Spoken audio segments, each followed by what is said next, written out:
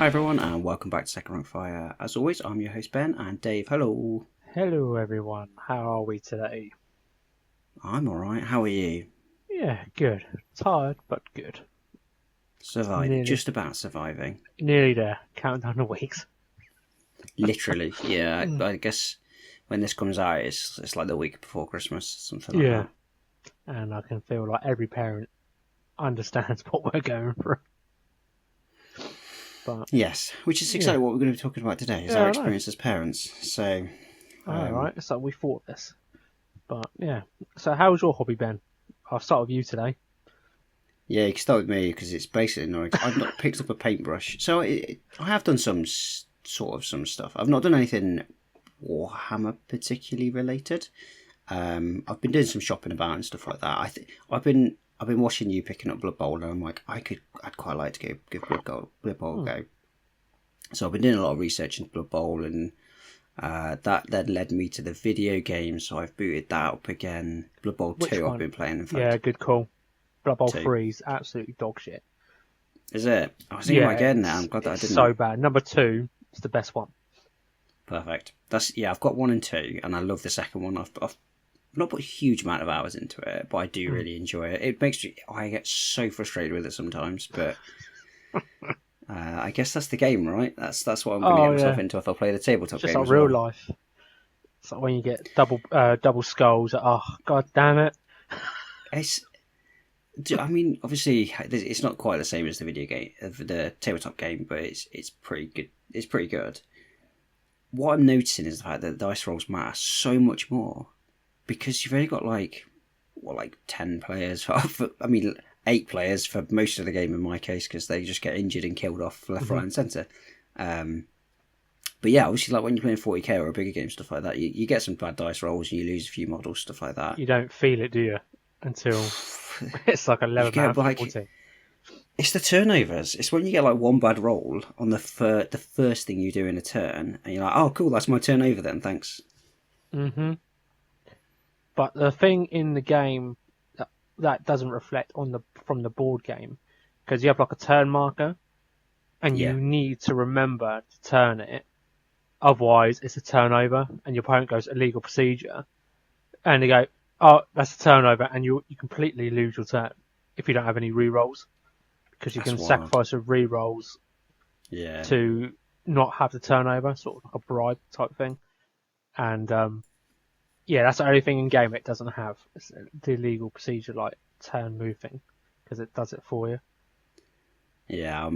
I don't get me wrong. Like I'm getting quite invested in it and stuff like that. So Hmm. I've been looking at a lot of the different teams, stuff like that. Obviously, What's the orc in me wants to go yeah? kind of Black Orc route, but I'm also really interested in the ogre route because All I think right, that's a yeah, mad because you could do like what 8 ogres in a team or something stupid. yeah. I think the box comes with 3 ogres and the rest are noblars, and it's just insane. Yeah, I think you're limited to only taking 8 ogres on the pitch Yeah, at one time. So if you like but they build up are enough money, you can get 8 ogres on the pitch. but they are costly though. They're like Yeah, 140k or something stupid, and yeah, and yeah, they've all got like bonehead and stupid and stuff like yeah. that. So there's So always a risk that it doesn't go your they way. don't But at do the same anything. time, honest, yeah. But they're just so big and beasty. Yeah, I think that's what I quite like. Like the Black Oh, Orc one nice. is quite good because again you can take 6 Black Orcs. Yeah. Again, quite costly, but high strength, so they're quite good at Mm. sort of fighting up against other teams. Yeah, so they'll need a lot of people around them to assist to take an orc down. Because Mm. so I think if you're lower strength, you roll 2 dice, but your opponent chooses Yeah, you're and rolling with stuff like disadvantage, that. aren't you? Yeah, yeah.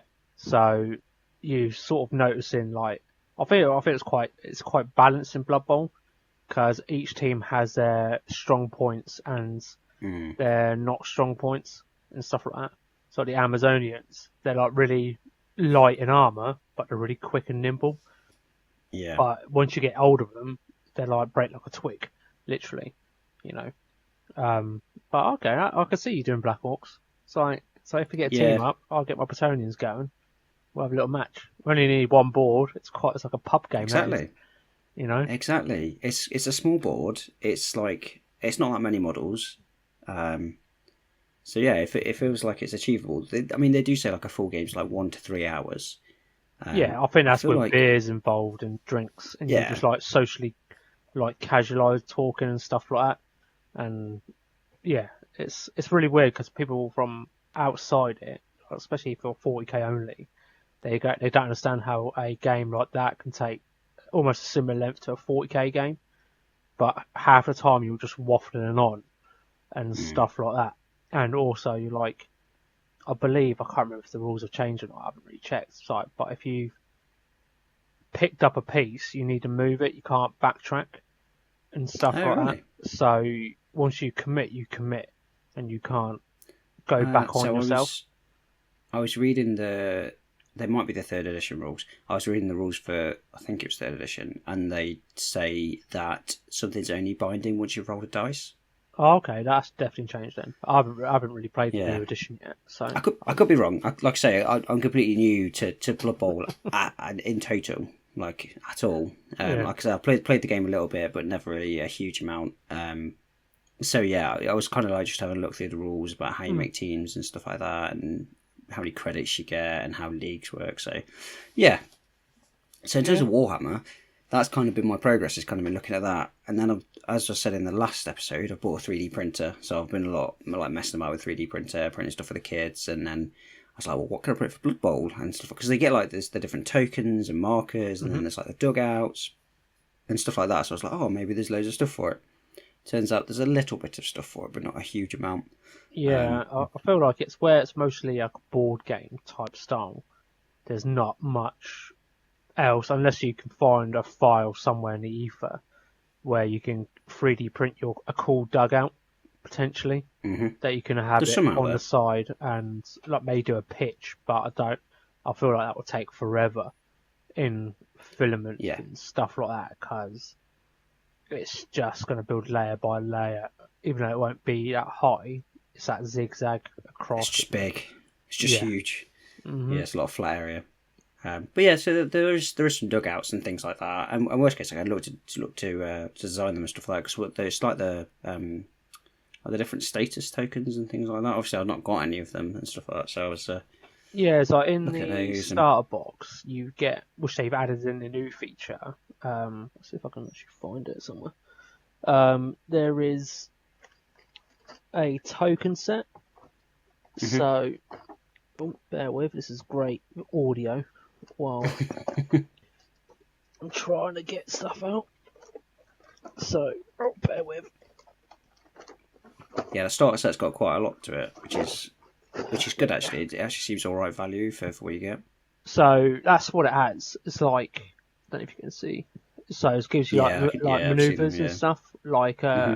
they'd be knocked prone, which you can attach to a base Yeah. rather than you when they were metal back in the day, where you had to lay them face down, and you didn't want to lay Yeah. your model face down, which is probably a nice little touch now, because then you can just stick a Sure. token next to it, and rather than having someone walk by and see all these models on the ground, and go, "What's happened here?"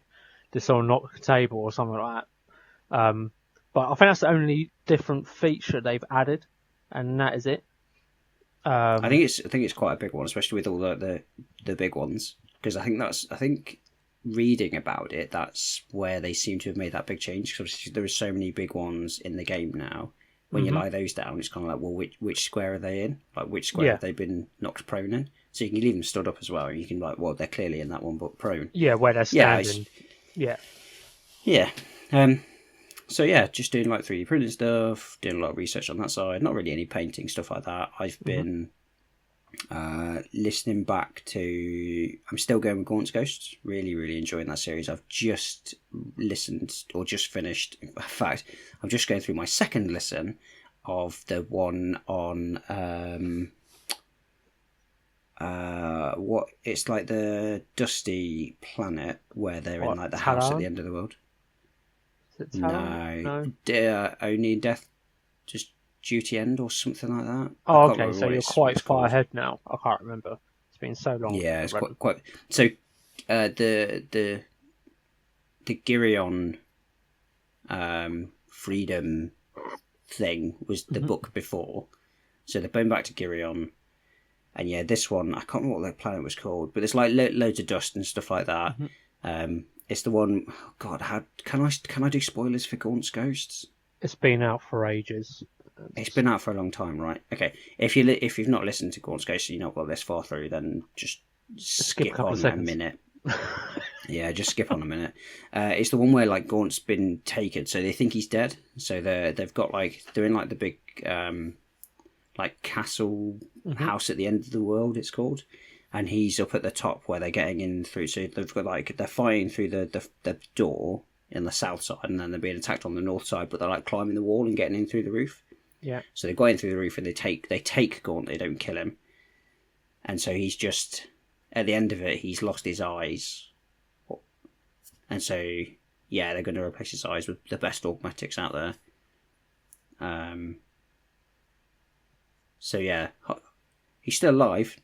Surprise, surprise! Given that there is another like 5 books to go or something like that. He's like it'd be like the new Yarrick, I reckon. It was just like you can't kill him. I'm surprised that they've not brought out a new set. I was looking at the models of him, and that one's still got Bragg in, and Bragg dies in like book 3 or 4 or something like that.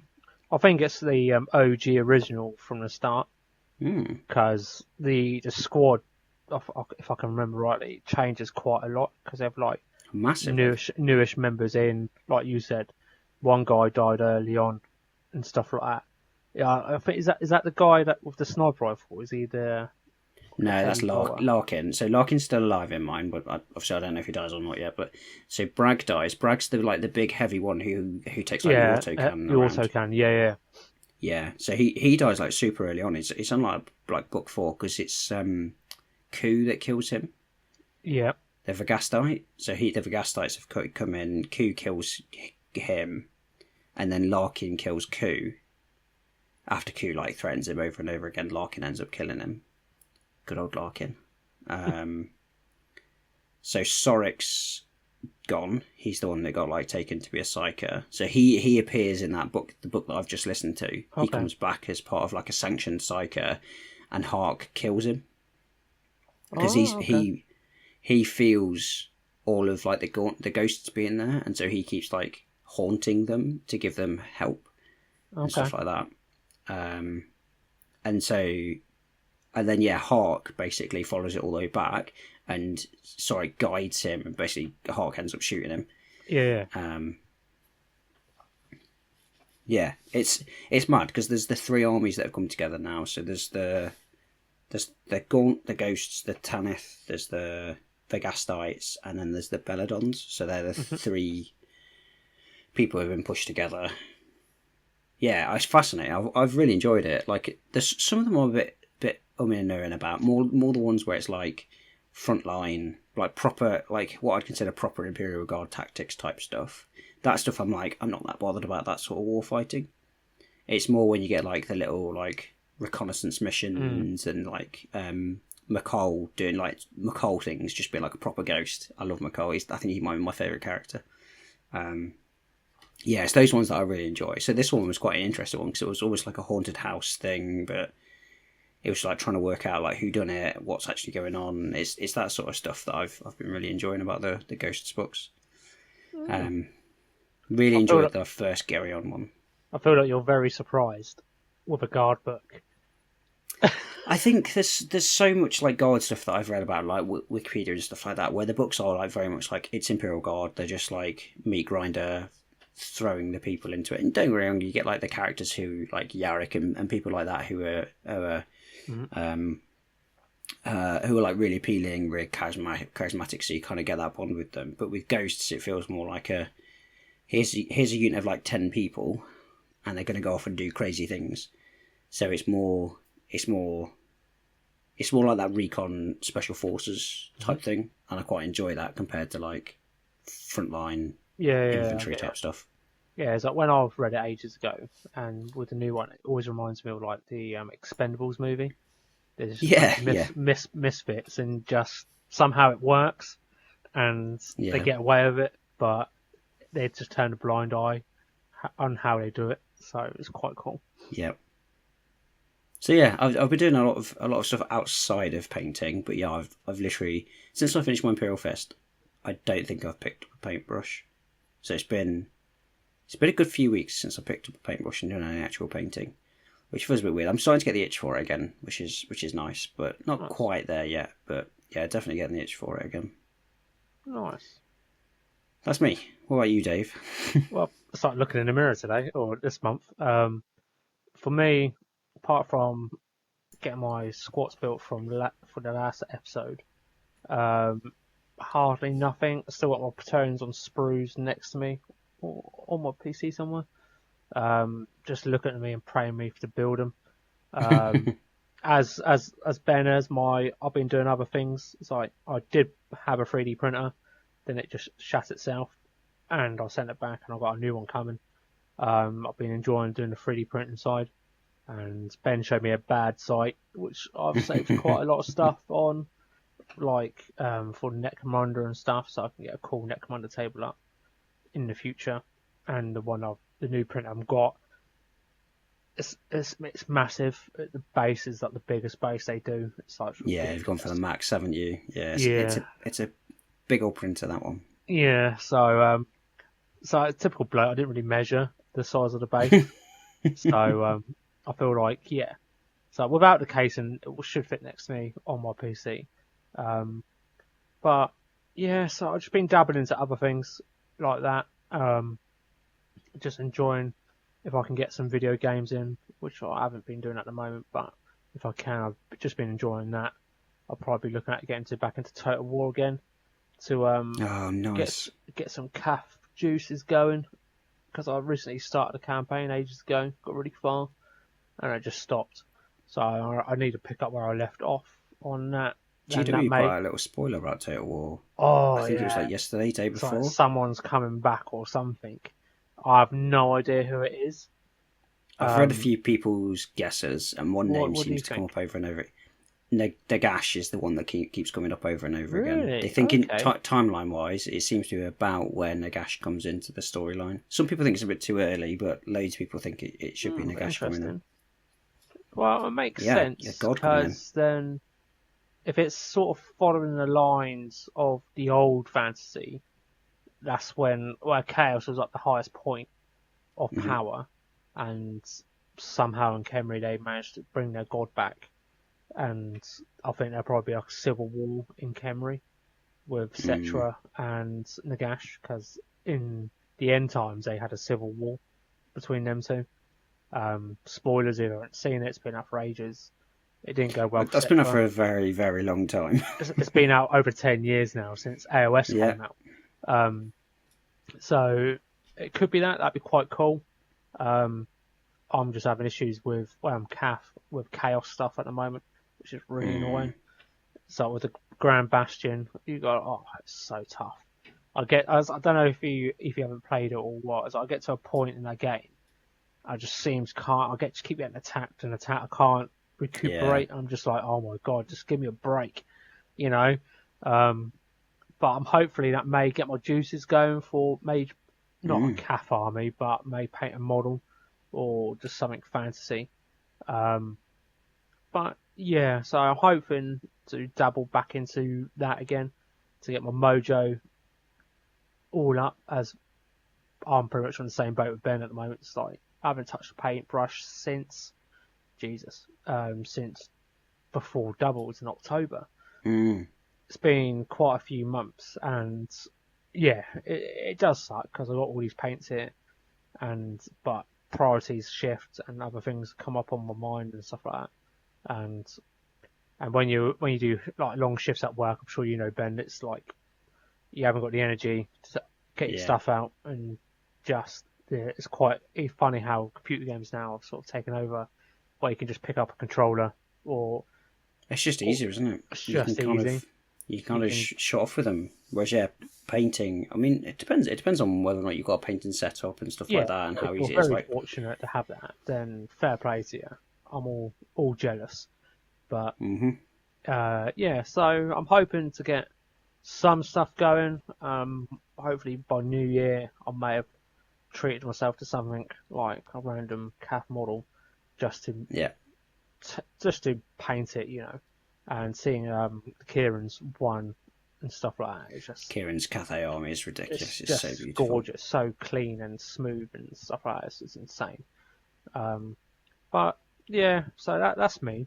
So, and that's probably my next couple of weeks anyway. Plans maybe, probably flop again.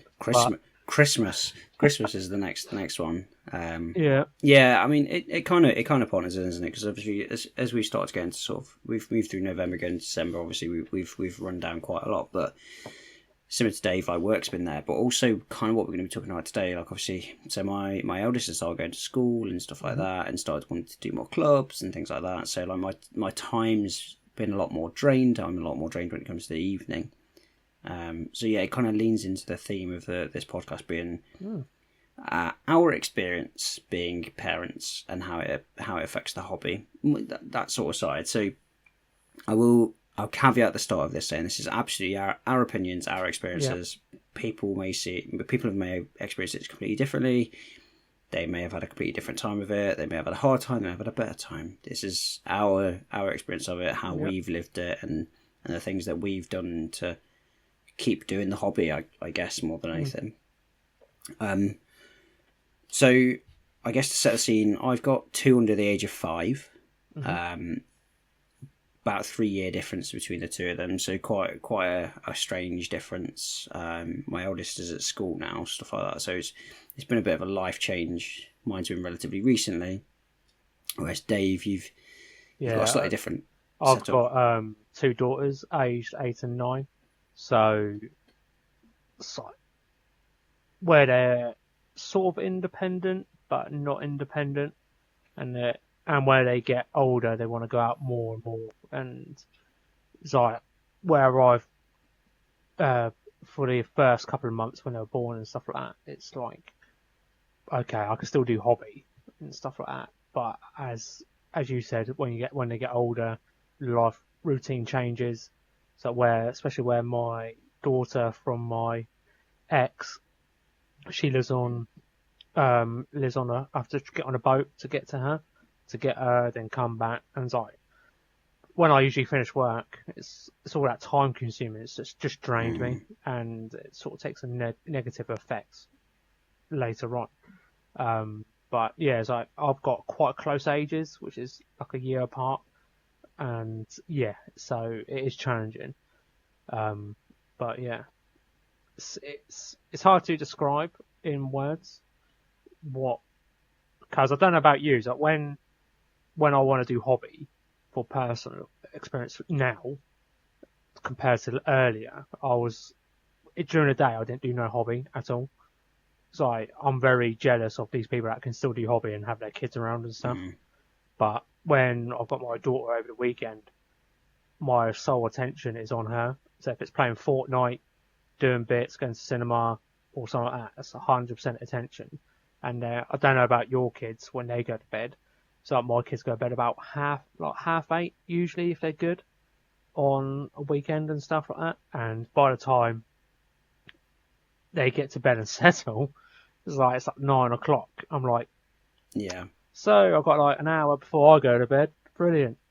What's the easiest access to do stuff? Because most of my stuff's in boxes, where my desk is quite small and stuff like that. So I don't know about you. So how did it affect your hobby? No. Well, mine changed massively. I mean, I've sort of spoken about it a little bit before. So before I had kids, I was very much on the play side. I didn't really enjoy painting all that much. I wasn't into the lore that much either. It was a game to play. I really enjoyed playing it. I'd play quite a lot, probably like every 1 or 2 weeks. I'd be playing games, stuff like that. I'd be going out for like a full day. Literally go out when the store opened around the corner, get there when it opened, basically came home when it closed. If I was playing a game day, I'd go and do like apocalypse days where I'd go and play for like a couple of days, stuff like that. It was all about gaming for me. That was the big thing. I did do some painting, but I wasn't that bothered by it.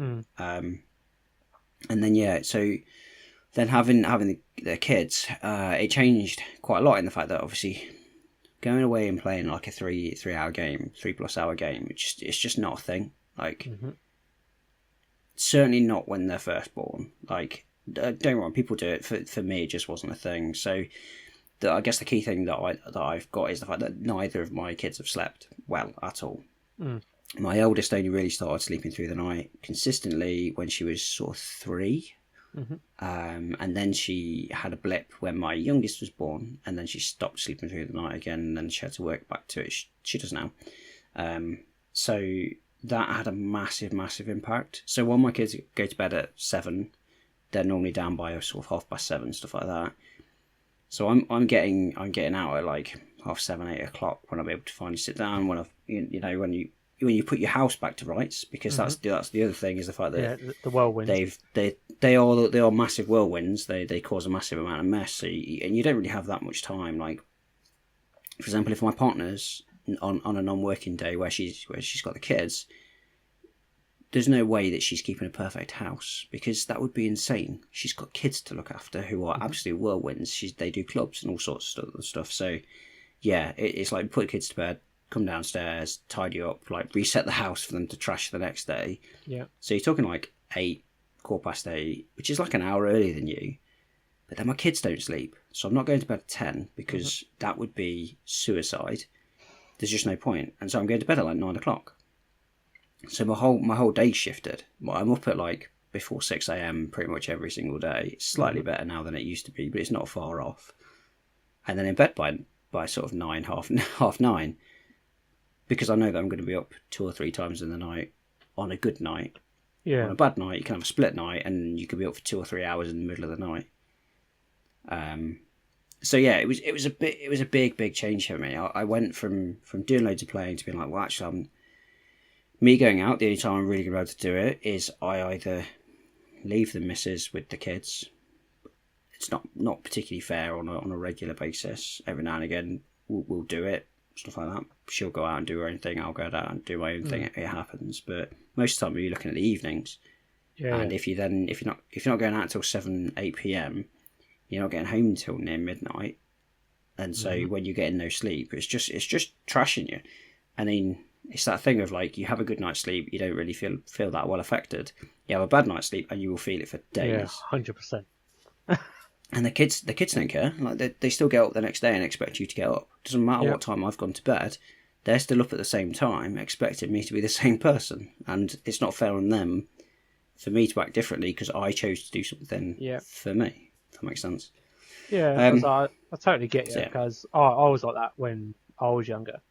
I'm sort of envious of when I was young back in those days. It's like, I was like, I wouldn't go back now for what I've got now. 100%. But so when I used to go out game like you did, when you can do like where GW back in the day had themed half terms and stuff like that, or you can pop down or go to vets night back in the day, if you can remember that stuff. When GW changed it all, and I was like, I don't really. It's sort of weird. I don't know if you know, but when I had Olivia first time, I was like, I didn't even notice the shift. It just automatically happened for me personally, and your priorities just shift, and I think for me, that put a pause on it slightly. It's like, especially the heavy gaming side, because till now, it's like I won't go to tournaments when I've got my daughter now. Yeah. Even when I was with my ex then, it was I had to plan it in advance. Like we have to plan it months in advance, like 3 months with the other hand. Then it's like, okay, right, I've got it all in the calendar, so they know they can brace themselves to work something out with the kids or kid. But yeah, it's sort of like you sort of like that next level hobbyist, I believe, is because you appreciate the little things now in the hobby more, I believe, because it's like I was a sort of like painter / gamer mainly, but I like to have my models look nice on the table. But now finding new methods while being a parent has saved me massively. okay, I can't pump out the numbers like I used to. It may seem like it when I do my tournament posts, when I'm smashing out a K in like a month and a half, but that's where I'm at the next level above you. When my kids are older, I can just send them to bed and go, right, teeth, bedtime, pajamas. They say but goodbye to me downstairs. Then this is my time, my personal time, and they understand it. And so it's like when all kids have blips up when they say, and they get, oh, I can't, or no, when they play the sick card quite a lot. It's like, oh, my teeth hurt or my tummy hurts. It's like, well, shouldn't it all be sweets and shit? This is my time. You're eating in now because you've had me for like 12 hours from 6 o'clock in the morning for 14 hours straight. Give me a bit of break. And I think they sort of know that now because they just chill out playing the Switches for like the last half an hour before bedtime so they can unwind and chill and stuff like that.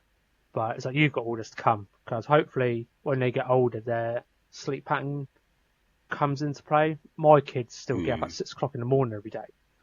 That will never change. Especially when my daughter Olivia, when I used to be a postie, she used to get up when I used to get up at 5 o'clock in the morning so she can spend time with me. God. She loved it, but my ex now is like, she hated it because it's upset her routine. Didn't bother me. I didn't see the aftermath of it because I went off to work. Yeah. You know, so. But it's like, I feel like, I don't know about you, like you look for different avenues for hobby inspiration as a parent. Thankfully, video games is the main one for me personally. So where they're so, especially GW has branched quite heavily into it now. Where you had like the Dawn of War series when that came out. I remember when that came out, the first one. It was awesome. I didn't have the PC to run it barely. It was like struggling. I felt like my PC was going to take off. But that was like next level, and that sort of kept me in the early stages of being a parent. The hobby juice is still going, but just a different focus on other things. Yeah. You know, it's like I still have a pile of shame back in the day where it was like torn in my wardrobe or whatever. But you got to find that love for yourself, and at the end of the day, you have to remember who. I know you're a parent at the end of the day. But you need to remember who yourself is. You need that time for yourself. I feel like some people just lose all love for the hobby because they can't manage their time properly. I'm not saying it's their fault. It's sometimes being a parent is stressful and it gets overwhelming and you do crack. And you're like, I can't do this. I can't do my hobby. I can't do this. I can't. They just ruined everything. The kids don't know that. They just, as you say, where if you go to bed at 12 o'clock, they don't know that. It's not their fault. I don't care. It's down to your choice, isn't it? And I do say that does get better when they get older, because you can go to bed about 11, 10 o'clock, half 10 at night, and no, they won't get up. If they're really poorly, then you know it's how but they'll usually get up about 6.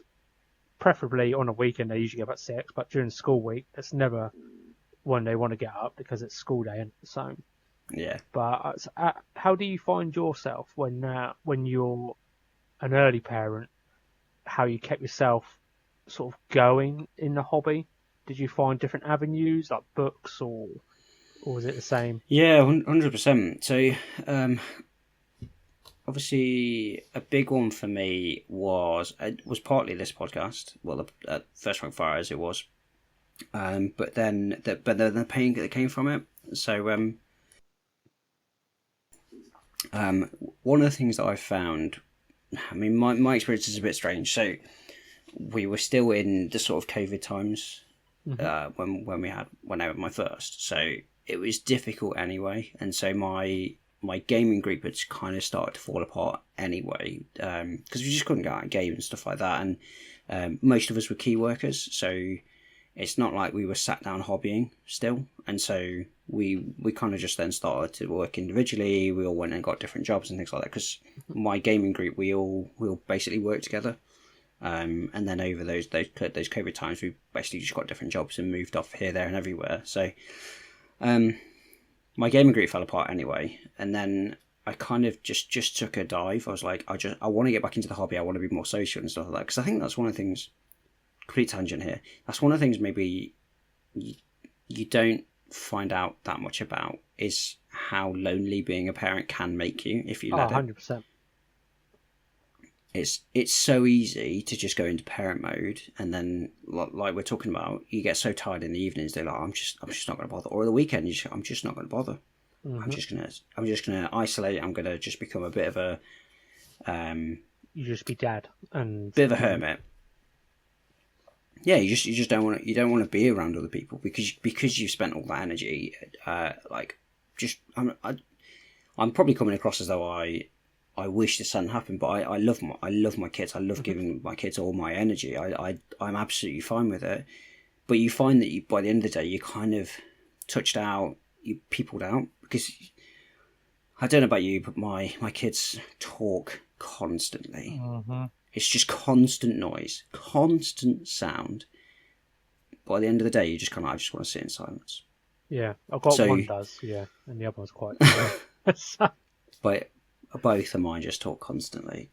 Bless you. Literally. So sometimes I work from home, and I'll be sat here working, and if one of the kids is at home, it's just noise. It's just a constant level of noise all day, it just permanently. Yeah. It's really funny to listen to and stuff like that. But after a while, you're just like, please be quiet. I just need silence just for 10 seconds just to collect. So, bring it back. So actually, what I was finding is the fact that I was quite lonely, and I was missing the hobby quite a lot. So I wasn't doing any. I dropped the hobby completely. I was on Instagram, but only on my private account, my personal account. I didn't really follow the hobby whatsoever. I didn't really watch any videos. I didn't play any games. I didn't do any painting. All my painting was kind of in boxes away. Nothing. Mm-hmm. I was like, I really want to get back into this hobby. I really want to keep going with it, because it was either keep going with it or just stop it completely. And I dived in and I went for First Rank Fire, which I loved. I loved doing that. Obviously, it did quite well. It drained me no end. Yeah. Because the amount of effort that went into those interviews and stuff like that, I don't think many people quite realise. Like, I did like loads and loads of research into the people to come up with the questions, so that I was well informed for the questions that I was asking, stuff like that. Trying to find out dates with different people.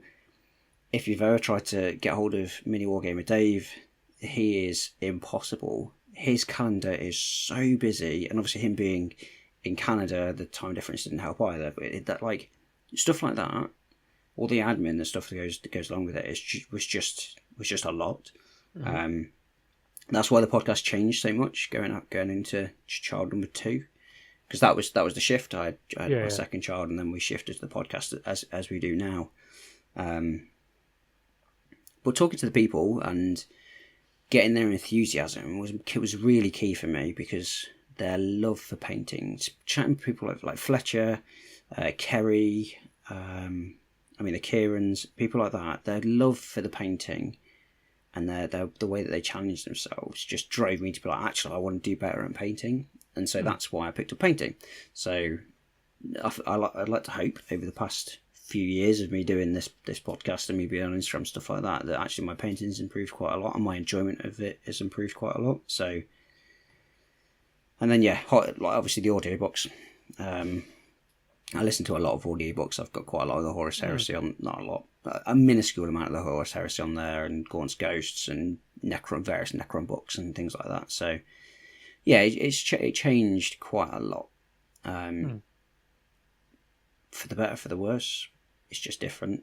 I love the hobby more now than I ever did before, so that's definitely improved. So even though I've had 2 kids and gone through all of the pain of having 2 kids, I love the hobby more now than ever. And I've got so many good friends that are in the hobby because of me doing stuff like this. So 100%. Yeah. What about you? Oh, go on. Just cut your foot in. I was going to say, what about you? How do you think the hobby changed for you having kids? The hobby is changed for me I think for the better in a way, because when I was younger, I got so engrossed into the hobbiness and Warhammer, nothing else mattered.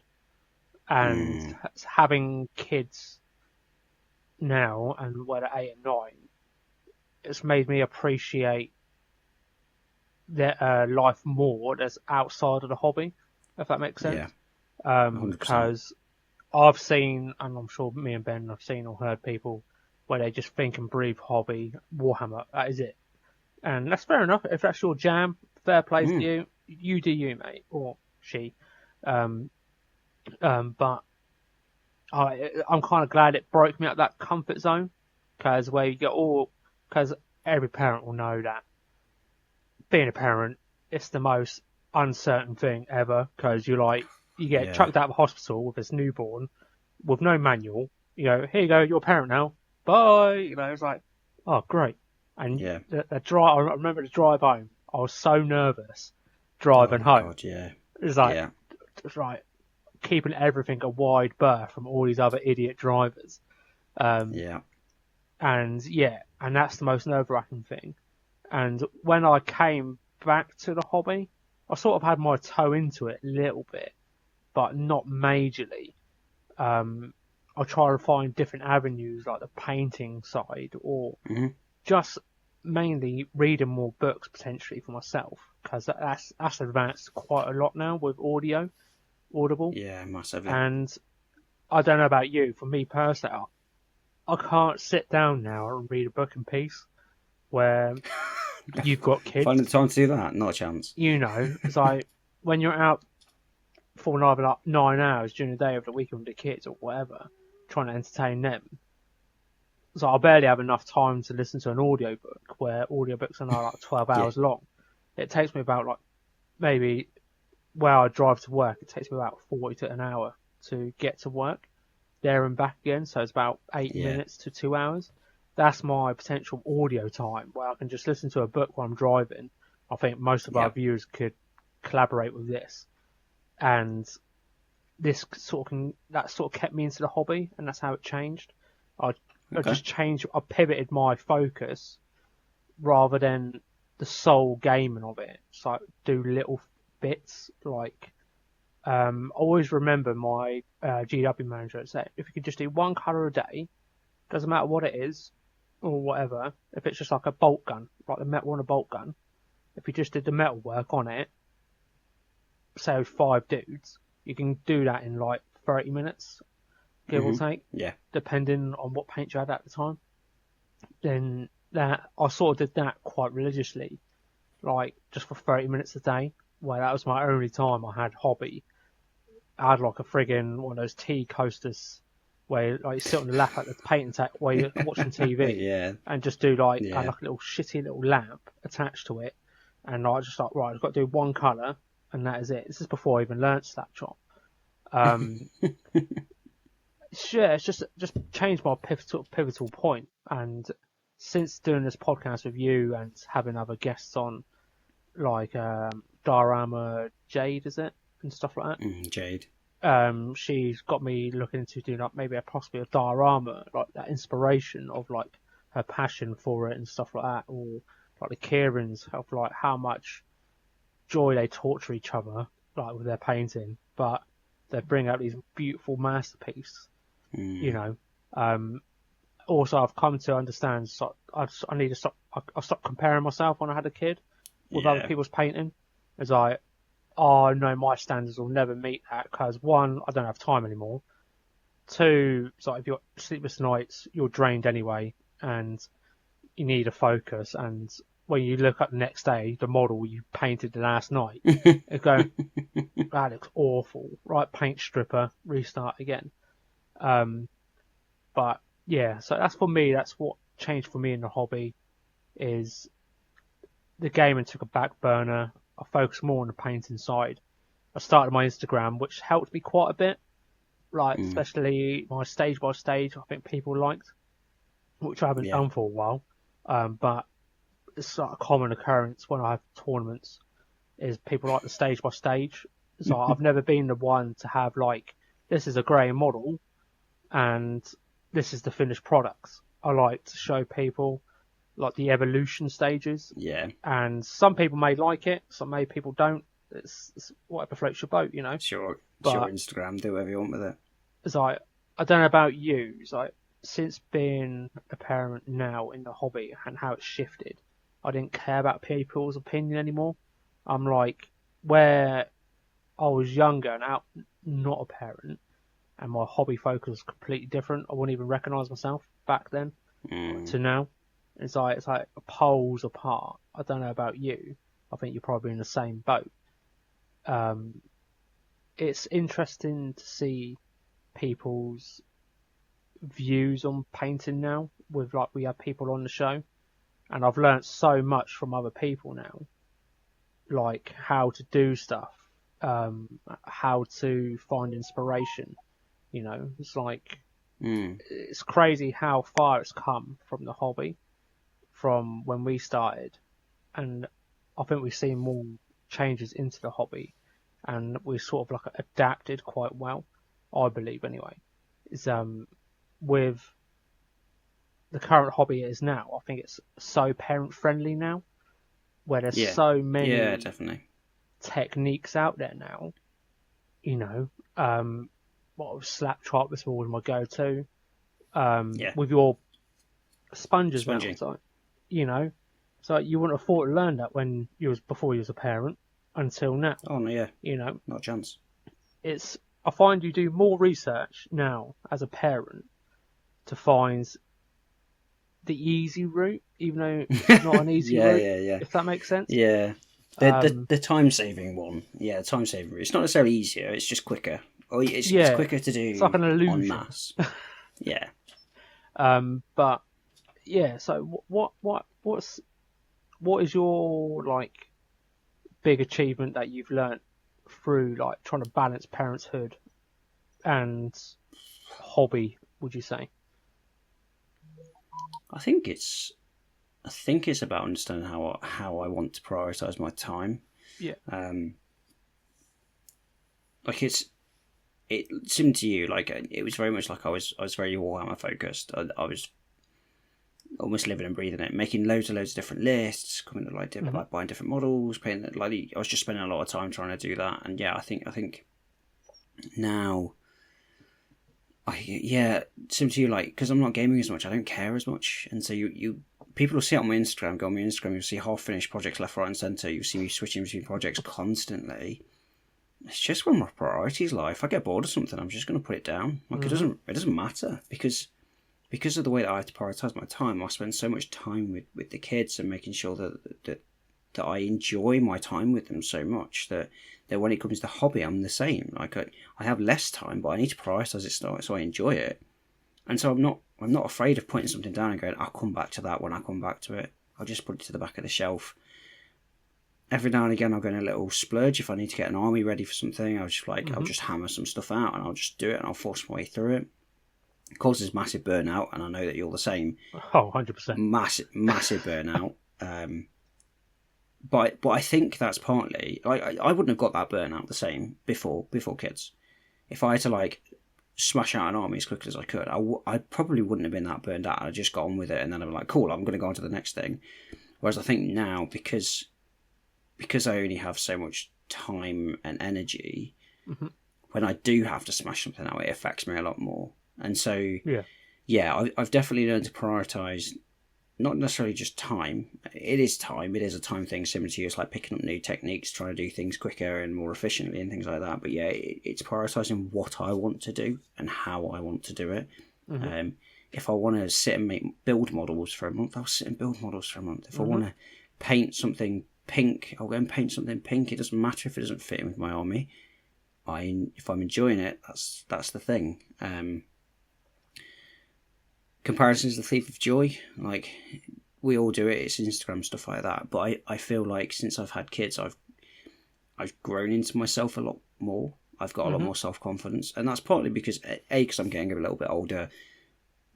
B, I'm feeling a lot more confident in my job and things like that. Like, I still got a lot of imposter syndrome when it comes to work. But I still feel like I can do my day job now, which is nice. But with the kids, there's this thing of like I'm kind of keeping 2 humans alive with my partner. Don't get me wrong, she does most of the work. She's the grafter. But I'm keeping 2 kids alive. Like, why does it matter if a piece of plastic doesn't look the same as somebody else's pieces of plastic? Why does it matter if my clothes look different to somebody else's? Or like, choose whatever you want. Why does it matter? It doesn't.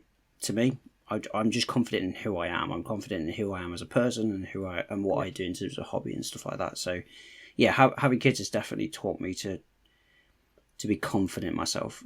Like you said, there's no manual that comes when you have kids. Like, you get given this child, your wife goes through a huge amount of, your partner goes through a huge amount of trauma to produce this child.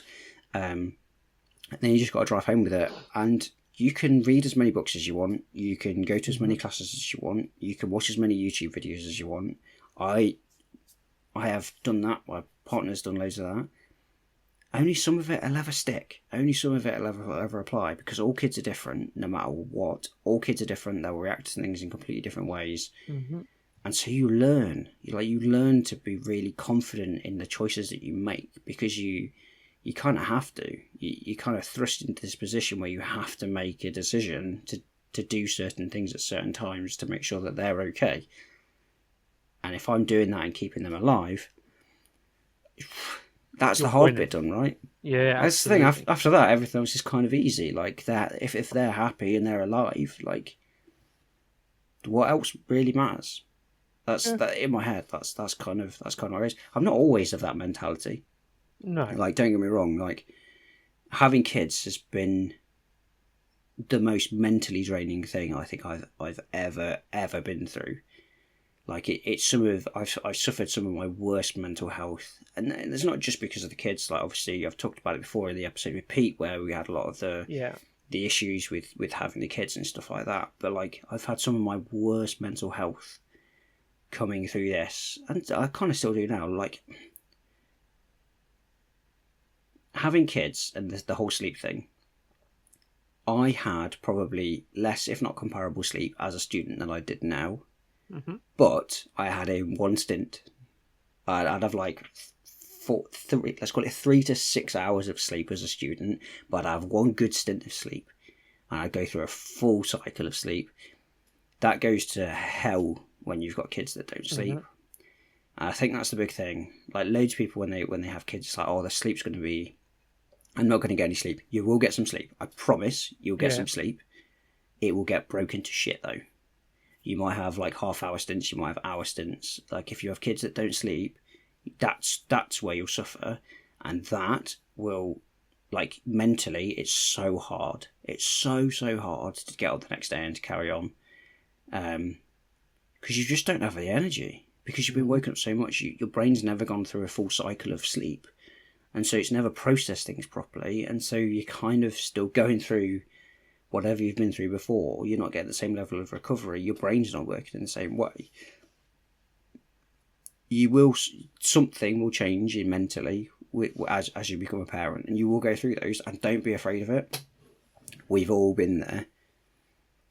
We don't all talk about it all that often, but we all have. We've all struggled through something at some point, 100%. I think I answered that question. It was a very long-winded answer to the question. That's all right. Yeah. So what do you think? What do you think that's changed for you? Like, what's the big thing for you that you think has changed it? For me, what changed it? I think it's pretty much similar onto your level. So, with the kids, is to don't give 2 shits about what people think, what your stuff is, and stuff like that. And it's like the kids are like great things to learn from, because they just live in the moment. And 100%. And until you're a parent, you won't understand what me and Ben are talking about. When you see your kids playing, they're joyful and stuff like that, and they're loving life. And when you sit back and look at it, and you can sort of like put that energy into your Warhammer and go, yeah, I just got to paint this. If people are not going to like it, I don't give two shits. It's like, and that's the biggest thing, is don't let people's judgment or comments or negativity down you, because Mm. I've been where Ben's been, where especially when they're young, it's like where you're mentally drained, physically and emotionally, and stuff like that. Then it's like a knock on effect. And Mm. as we talked about in Pete's one, blokes don't talk about it.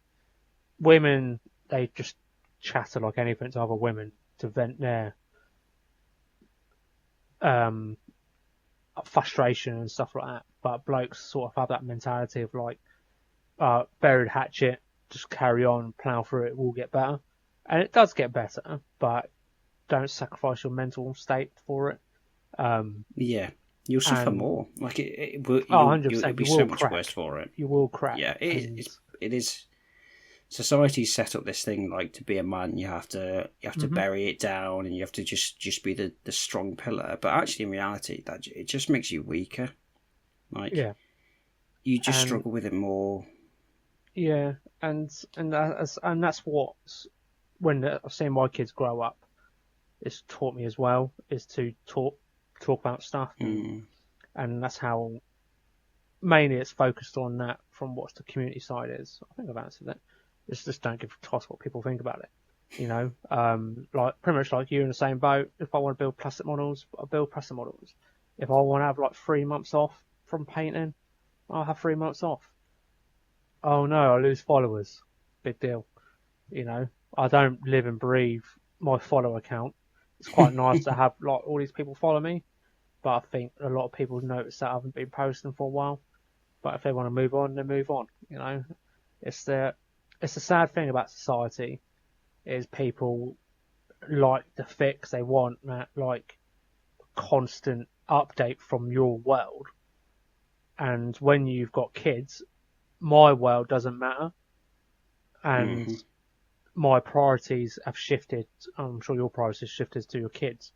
And if my kids turn around to me now over the weekend, like, Dad, can I play Fortnite with you?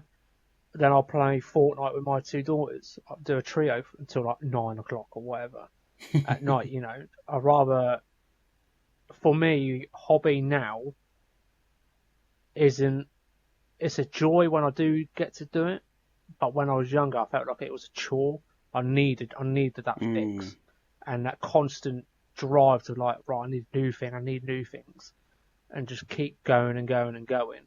And now having kids, it's like, meh. I was like, I think I'm way too laid back now in the hobby. And it's like, if I don't want to paint, I don't paint. You know, I'm not going to cry about it because, Yeah. it's like, and where going back onto your friend circle, so I've known my friend circle pretty much shrink. I pretty much can count on pretty much two hands, roughly, maybe one, who I play with, and that is Hmm. it. Oh yeah. And going from when I was like in my 20s and 25 before I had Olivia, I had ridiculous. I was going to game clubs mostly every week, every Friday, socialising and stuff Yeah. like that. And all of a sudden, that's just like nosedive off a cliff because no one gives you any pre-warning of how a kid will affect your social life and Yeah. how, I don't know about you, you notice people the real people stay longer who are genuine friends than the other ones that are Yeah. just like little whims. There's nothing against them. That's fine. It's just life at the end of the day. Yeah. But it's funny how your focus shifts and stuff like that. And I think COVID was a big thing as well with COVID. For was it 2 years? I can't remember now. Was it a year? Oh, That even was long. like It's longer lockdown. than that. I can't remember now. It was, yeah. But that lockdown killed my hobby. Like it took me so long to get back in and stuff like that. Luckily, my daughters were like 6 and 7 then, or whatever. I can't remember. Ah, okay. Um, so it wasn't too bad, but the hobby hangouts were quite tough to arrange. Because everyone did it through Discord or Messenger or something like that. Yeah, so I think that's the main thing. What my daughters and kids taught me is just to be yourself and be comfortable in your Mm. own skin. It's like I was like, I wish I had like a social battery meter on my head, because Yeah.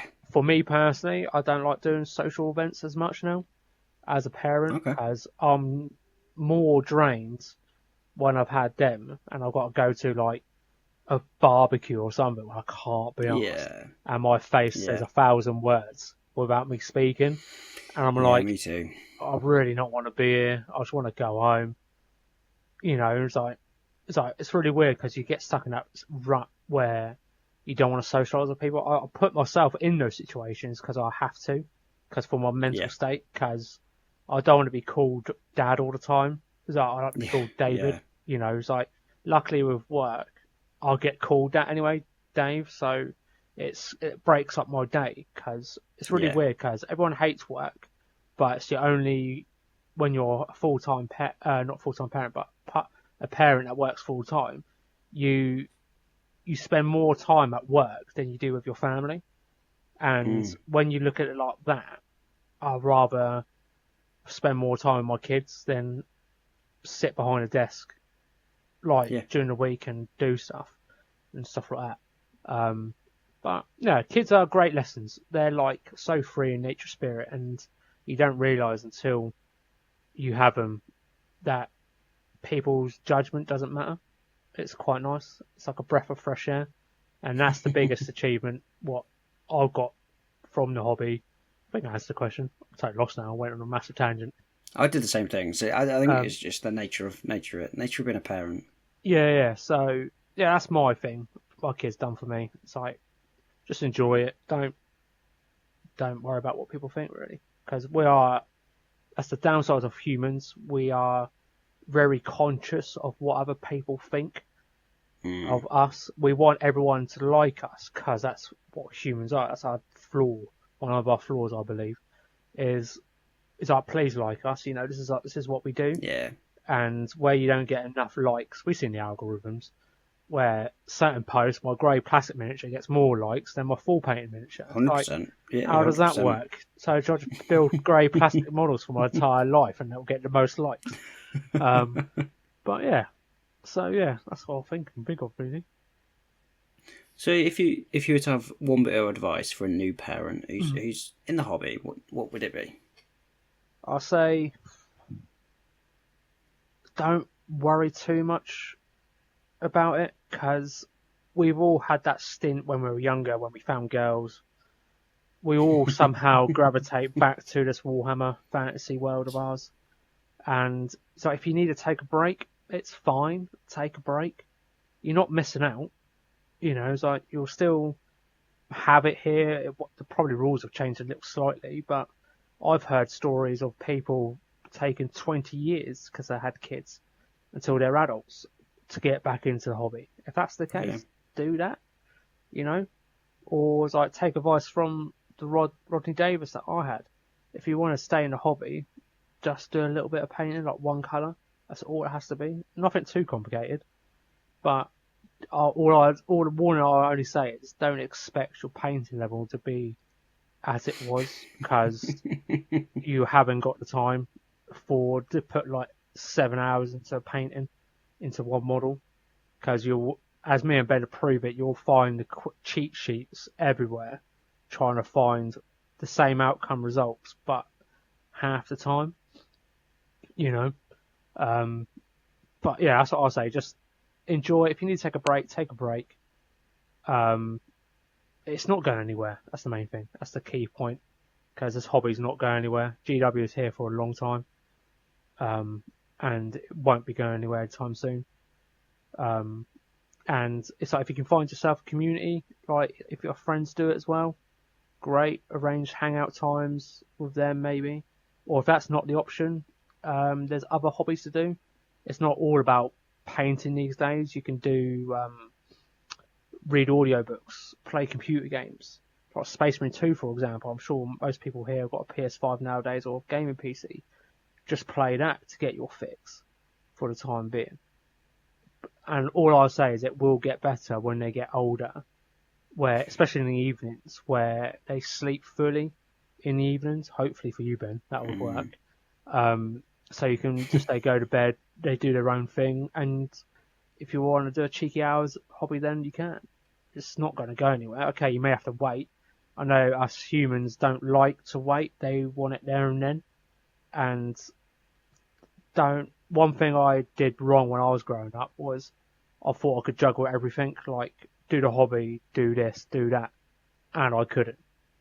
And that's when I suffered a bit of mental break from it because I felt I was losing myself. Like, this is not me, just like, shit, my parenthood's kicking in now. I can't do everything. It's only 24 hours in a day, and you need sleep.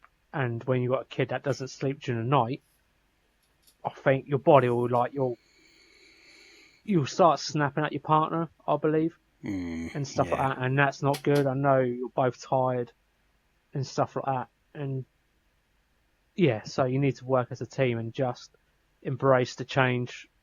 It may not be what you want at the start, but it will get better.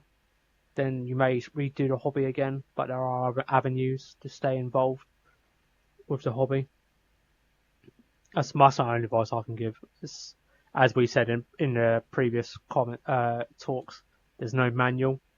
So some people may have a perfect child, very rare, but they may sleep through the night. Lucky bastards. Yeah, well done. Take it as a win, just don't tell any other parent because they will hate you forever. Yeah, that's my only advice. It's like, if you need to take a break, take a break. It won't go anywhere. So, but I will potentially warn you, your friend circle may change, like different, because people that don't have kids that are in the hobby won't understand why you won't have time for the hobby, if that makes sense. Even though they will say they understand, but they physically won't understand because they haven't crossed that bridge, if that makes sense. But that's my opinion anyway. I'm sure we get some hate comments by that. Actually, I do understand. But what about you, Ben? What advice would you give to a first parent? So I think it's about for me, it was about taking the little wins. One of the things that I remember quite distinctly is when I played, I think it may have been like my second tournament. It was my first solo tournament. I'd played doubles before, but it was the first time that I played on my own. And I got trounced, absolutely trounced. Not necessarily because I was playing badly. My dice were atrocious and stuff like that. And I'd taken a day away. So this was one of the like pre-arranged things. I'd taken the day away. My partner had taken on the kids. And I came back and I was like, I feel so down about that. And my partner was like, well, no offence, but don't be. Stop this, otherwise you're not going again. Because, like, why are we sacrificing time with the kids for you to go and have a horrible time? And actually, it made me rethink quite a lot. And actually, when I looked back on the day, with the not the rose tinted glasses, but with that mindset in place of, well, what did I enjoy, rather than like what overall, how did I hate? Why did I hated all these things that happened? My dice were bad, yada yada yada. Like, where were the small wins?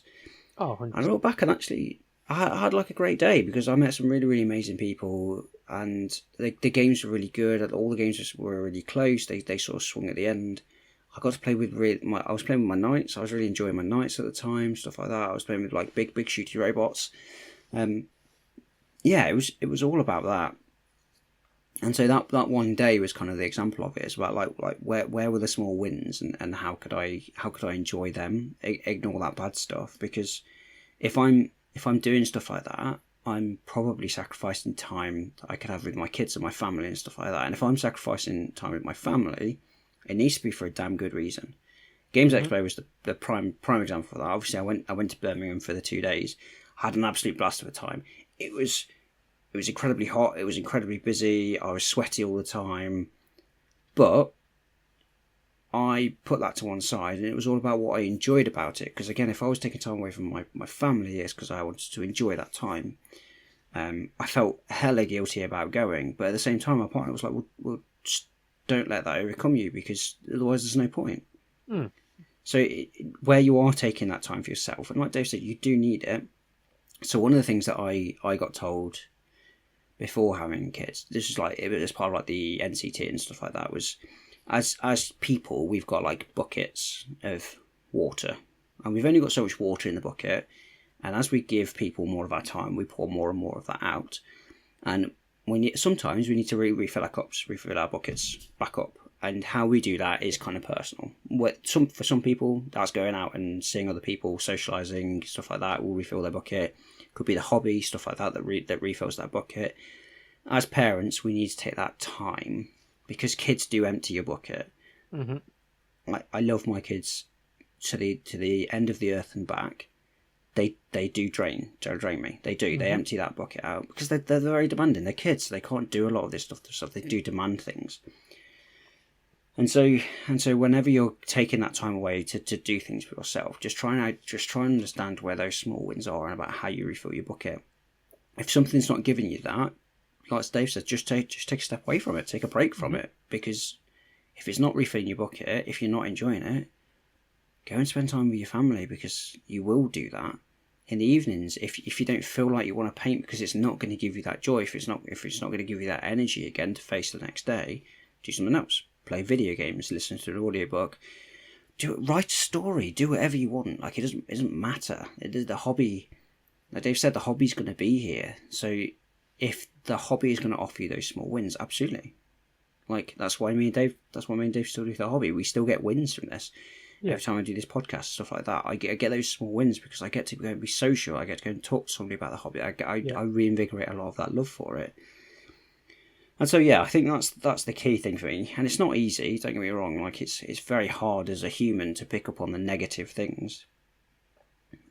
But yeah, try and switch that mindset and try and understand, what are you enjoying about doing this? Why are you enjoying this? And if you're not, just put it to one side.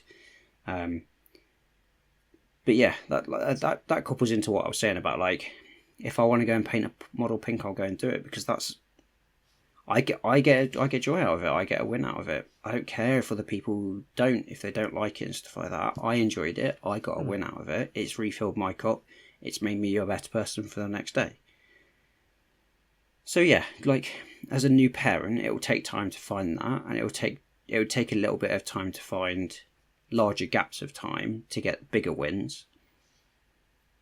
But even if you've got like 5 minutes, like Dave says, paint a bolter or something like that, if it's going to help you, just take that 5 minute step away, listen to a bit of an audiobook, watch a short on YouTube or something like that. Like, all this stuff exists in the modern media, in the modern world. There's an infinite amount of stuff where you can go and get a small win from. Just go and take it. And in the early days, kids will sleep on you. They will sleep through a YouTube video, so 100%. Stick a YouTube video on. You might not be painting, but learn about other techniques, so when you can start painting again, you can pick it up again. Watch other people play games. Like, do that, and yeah, I think that's the advice that I'd give. It's just about trying to understand where you're getting the joys from, and seize them as much as you can, really.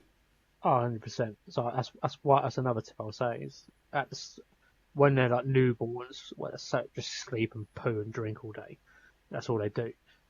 Is I must admit, it's like, don't feel bad because I remember I had my daughter Olivia in one of those like harness things that just sit on your chest, and I was playing Call of Duty when I was young and just keeping the like headset on low, like even the missus didn't agree with it at the time and stuff like that, but it kept my fits, kept me sane. So like, don't be bad for still doing stuff that you want to do. Obviously, you have to come to accept that will change, as you say, where you have to find different fixes and stuff like that. But I said, that's another thing. Don't feel bad for in the early stages of like having a newborn. You can sort of still do stuff, not as much of the stuff that you want to do, but you can sort of still do it. But don't feel bad for doing it, because you need that break from reality. From a little bit, especially when you have like 2 hours sleep, you're barely hanging. Yeah. You know, it's like you will find cheat codes in real life to have a bottle under your chin while the baby's still feeding, and you can still game at the same time. I've done it. You work ways around it. You'll find your own little methods. You know.